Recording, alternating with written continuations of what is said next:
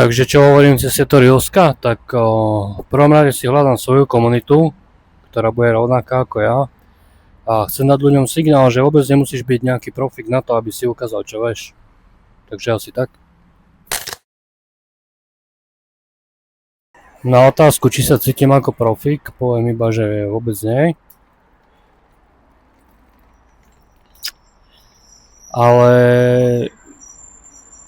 nikdy nebudeš profík, proste učí sa celý život, ale dôležité je to vlastne, že chcem vytvoriť vlastný štýl pre ľudí, ktorí chcú byť odlišní od ostatných. Vieš, to je to, čo ma na tom keby láka najviac.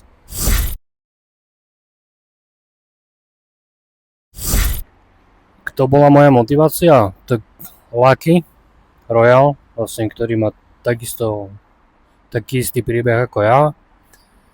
No a Chris Duby, u ktorého som aj strihal, ktorý ma veľa dobrého naučil, ktorý mi ukázal vlastne, ako sa to robí.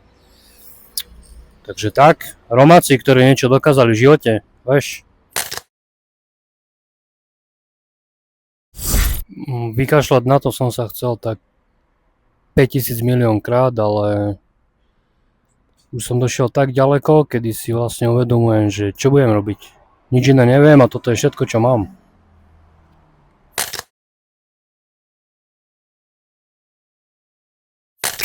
A o pár rokov, kde sa vidím? Vo vlastnom salóne alebo vo vlastnom priestore, kde to už bude o mne a nie o šéfovi ani pracovnej dobe. Proste jedného dňa chcem byť tam, jak sú tí ľudia, ktorých uznávam, vieš. Čiže tak, o pár rokov chcem mať vlastný salón.